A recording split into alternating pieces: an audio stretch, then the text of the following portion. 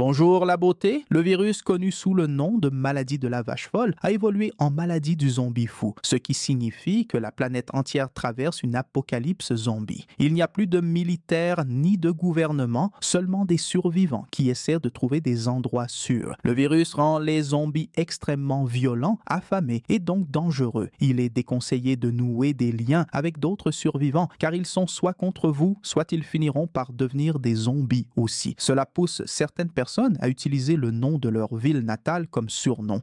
Columbus explique qu'il a décidé de créer quelques règles pour survivre à l'apocalypse après avoir vu beaucoup de gens échouer à plusieurs reprises. La première règle est le cardio, car être en forme est essentiel pour échapper aux zombies. La deuxième est le double tap ou coup double pour s'assurer que le zombie est bien mort après avoir été touché, car il riposte souvent. La troisième règle est de faire attention dans les toilettes, car les zombies sont devenus plus malins et savent qu'ils peuvent attraper des personnes vulnérables là-bas. La quatrième règle est de mettre sa ceinture de sécurité, car les accidents de voiture sont plus fréquents désormais. 2 mois après le début de l'épidémie, Columbus se trouve dans une station-service au Texas. Il tente d'utiliser les toilettes, mais remarque une empreinte ensanglantée sur la porte et recule avant qu'un zombie n'apparaisse soudainement. Columbus s'enfuit immédiatement et le bruit attire un autre zombie qui commence à le poursuivre. Grâce à tout son entraînement de cardio, Columbus court assez vite pour atteindre sa voiture, mais il laisse tomber les clés. Il fait un tour supplémentaire sur le parking pour garder les zombies à distance, jusqu'à ce qu'il parvienne enfin à entrer dans la voiture. Après avoir mis sa ceinture, il démarre, mais un zombie surgit sur la banquette arrière. Le zombie tente de mordre Columbus qui lutte pour se défendre et finit par percuter un bâtiment avec la voiture. L'impact projette le zombie à travers le pare-brise et Columbus est soulagé d'avoir mis sa ceinture de sécurité. Malheureusement, le zombie n'est toujours pas mort, alors Columbus lui tire dessus à travers la fenêtre. Il sort de la voiture et tire à nouveau, respectant la règle du coup double. Alors qu'il s'assied pour se reposer, Columbus défèque dans son pantalon à cause de son syndrome de l'intestin irritable. Le lendemain, il reprend son chemin à pied et partage une autre règle, voyager léger. Il se rend dans l'Ohio, espérant trouver ses parents reclus, encore en vie. À ce moment-là, il aperçoit un étrange camion noir s'approcher. Il porte le numéro 3 peint en blanc et une grille de protection à l'avant. Columbus se met hors du chemin avant que le camion ne s'arrête et que le conducteur Tallahassee ne descende. Les deux hommes se dévisagent, armes à la main, jusqu'à ce que Columbus demande un geste de covoiturage et Tallahassee le laisse monter dans le camion. Une fois à bord, Columbus vérifie la banquette arrière, car il a ajouté cette précaution à ses règles après la nuit précédente. Il essaie aussi de discuter pour en savoir plus sur Tallahassee, qui répond qu'il ne fait pas d'amitié. Un bref flashback montre Tallahassee attaquant des zombies avec des tronçonneuses, ce qui en fait un bon compagnon. Cependant, il a une obsession, trouver un snack appelé Twinkie. Après quelques heures de route, il trouve un camion de livraison accidenté et Tallahassee veut enquêter. Suivant ses règles, Columbus s'échauffe avant de l'accompagner au cas où il y aurait une attaque. Ils ouvrent le camion et de nombreux snacks tombent, mais aucun Twinkie, ce qui rend Tallahassee furieux.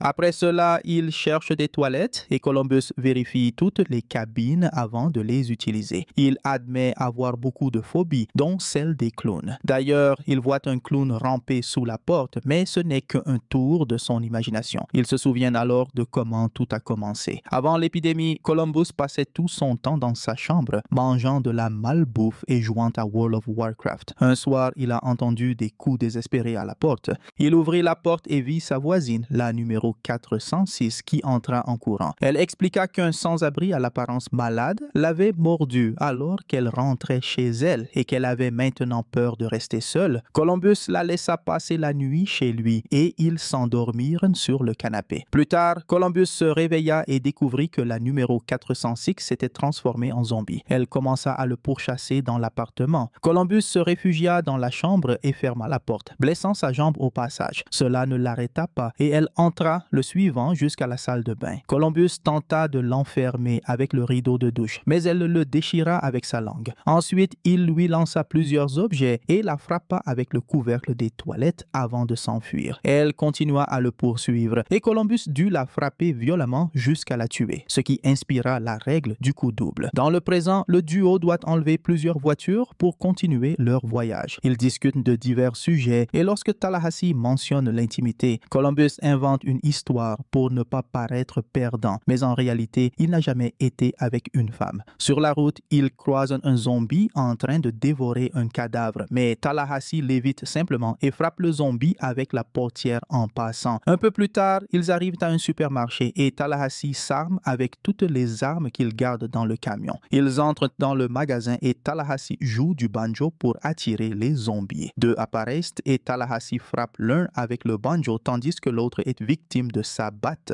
Un troisième zombie attend au fond et Tallahassee déchaîne sa frustration en utilisant un sécateur. Ensuite, ils cherchent des Twinkies et rencontrent un Wichita qui supplie leur aide. Le duo la suit, respectant une autre règle de Columbus, toujours laisser une porte ouverte. Wichita les emmène voir sa sœur Little Rock, qui a été mordue par un zombie. Tallahassee accepte de lui tirer dessus, mais Wichita demande l'arme, affirmant que c'est sa responsabilité. Soudain, les deux sœurs se retournent et pointent leurs armes sur eux. C'était un piège pour voler leurs armes et leurs camions. Les sœurs partent avec le véhicule des gars, qui doivent maintenant continuer à pied. Alors qu'ils marchent dans la ville, ils trouvent une autre voiture, mais Tallahassee commence à la détruire par frustration. Peu après, ils trouvent un meilleur véhicule, enlèvent une paire de bras de zombies du volant et vérifient la banquette arrière où ils trouvent un sac rempli d'armes. Tallahassee tire avec une arme pour célébrer, peint un numéro 3 sur la porte et ils partent enfin. Pendant le trajet, Tallahassee finit par partager quelque chose sur lui. Avant l'épidémie, la chose la plus importante dans sa vie était son chien, tué par les zombies. Maintenant, il cherche un nouveau foyer et dit qu'il faut profiter des petites choses, une idée que Columbus ajoute à ses règles. Quelques heures plus tard, ils trouvent leur ancien camion abandonné sur la route avec le mot « Aidez-moi » écrit sur la porte. Tallahassee inspecte les lieux, mais ne trouve rien et revient vers Columbus seulement pour découvrir Little Rock caché à l'arrière. Elle tire un coup de semonce pour désarmer Tallahassee et force Columbus à klaxonner pour que Wichita les rejoigne. Cette fois, au moins, ils gardent les gars dans le véhicule et partent ensemble. Un flashback révèle que les sœurs montent des arnaques depuis avant l'épidémie. Dans le présent, Little Rock se distrait et Tallahassee récupère son arme, ce qui oblige Wichita à arrêter la voiture et à pointer son arme sur lui. Columbus perd patience et convainc tout le monde que coopérer est la meilleure façon de survivre. Pendant le voyage, Little Rock explique qu'il se dirige vers Pacific Playland, un parc d'attractions supposément sans zombies.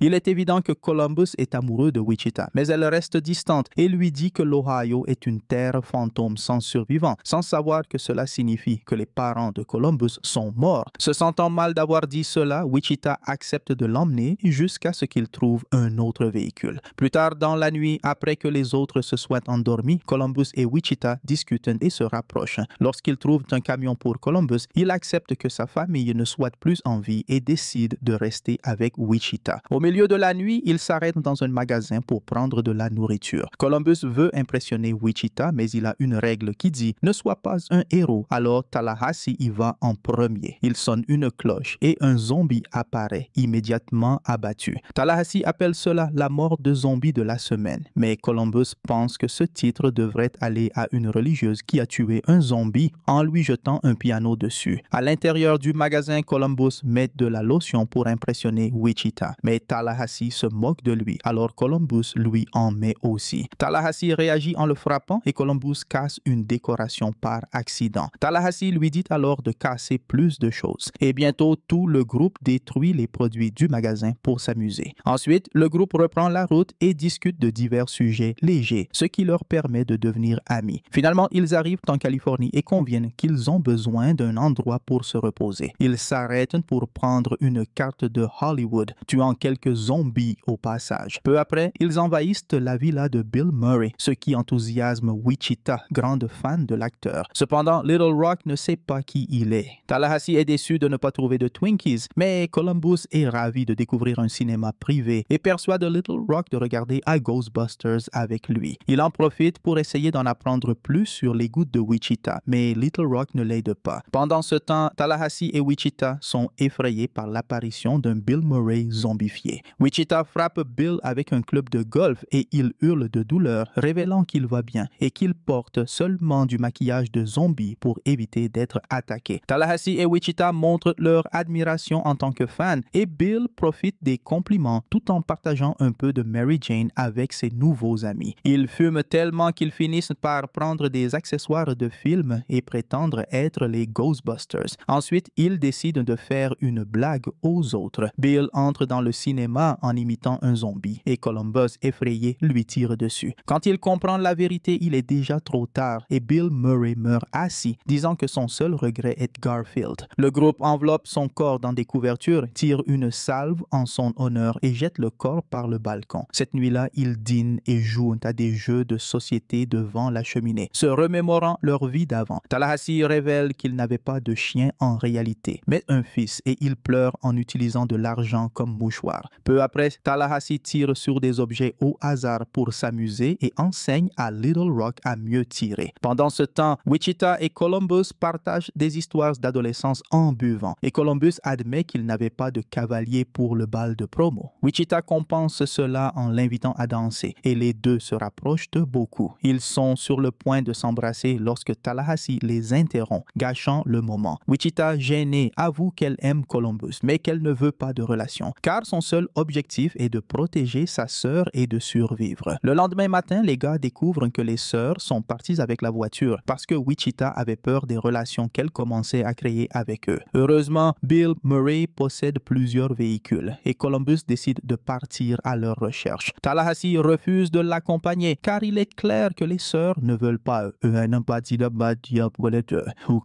Columbus essaye de partir seul à vélo, mais comme il ne sait pas en faire, il tombe immédiatement. Pris de pitié, Tallahassee lui propose de l'emmener en voiture. Pendant ce temps, les sœurs arrivent à Pacific Playland, qui est complètement vide. Elles remettent l'électricité en marche et commencent à s'amuser sur les manèges. Mais les lumières et les sons attirent les zombies de la ville. Bientôt, les créatures entrent dans le parc et commencent à les poursuivre. Les sœurs tentent d'abattre autant de zombies que possible tout en courant. Elles parviennent à entrer dans la voiture, mais les zombies brisent les vitres et essaient de les attraper. Wichita accélère et après avoir semé la majorité de la horde, les sœurs sautent de la voiture, qui continue jusqu'à tomber dans l'eau avec les monstres. Elles courent ensuite vers un manège appelé Blast Off, qui les emmène en haut et en bas, tandis qu'elles continuent à tirer sur les zombies. À chaque descente du siège, les zombies tentent de grimper et d'attraper leurs jambes. Alors elles doivent continuer à tirer jusqu'à épuiser leurs munitions. Maintenant, elles doivent donner des coupes de pied aux zombies pour les repousser, alors que le manège est sur le point de s'arrêter. À ce moment-là, les gars arrivent et commencent à tirer sur les zombies à l'entrée, les écrasant comme un coup double. Columbus voit la voiture dans l'eau et pense que les sœurs sont mortes, mais heureusement, il les aperçoit sur le manège et entend leurs appels à l'aide. Tallahassee dit à Columbus d'aller chercher sa fille pendant qu'il court en klaxonnant pour attirer tous les zombies. Les créatures l'entourent et Tallahassee leur tire dessus tout en s'accrochant à un manège, allant même sur des montagnes russes pour continuer à se battre. Ensuite, il entre dans une cabine de jeu, verrouille la porte et tire désespérément sur les zombies qui essayent d'entrer. Avec toutes ses armes, Tallahassee élimine finalement tous les zombies avec une grande habileté. Pendant ce temps, Columbus tire sur les zombies et entre dans la maison hantée où un zombie lui saute dessus, mais il le tue immédiatement. Ensuite, il court vers le Blast Off, utilisant un autre manège en mouvement pour frapper les zombies qui le poursuivent. Un zombie clown l'attend et Columbus affronte sa phobie, brisant la règle de ne pas être un héros uniquement pour Wichita. Il attrape un marteau d'un jeu et frappe le clown, le faisant tomber, puis écrase sa tête pour l'achever. Il reste une créature sur le Blast-Off, mais lorsque Columbus active le manège pour sauver les sœurs, le zombie tombe et meurt. Le groupe se réunit et Wichita révèle son vrai nom à Columbus avant qu'ils ne s'embrassent. Ensuite, ils entrent dans la boutique et Tallahassee commence à tout casser pour chercher des Twinkies. Soudain, les gars entendent un bruit et tirent sur la porte d'un entrepôt pour découvrir qu'il s'agissait seulement d'un rat. En regardant de plus près, Tallahassee est dévasté en réalisant que la boîte de Twinkies a été détruite par les tirs. À ce moment-là, ils voient les sœurs partir avec la voiture, mais c'est une plaisanterie. Elles arrêtent le véhicule et lancent un Twinkie à Tallahassee avant de repartir ensemble, écrasant un zombie sur leur chemin. Et ainsi se termine Zombieland, film d'horreur et de comédie de 2009, et je vous retrouve dans la prochaine vidéo.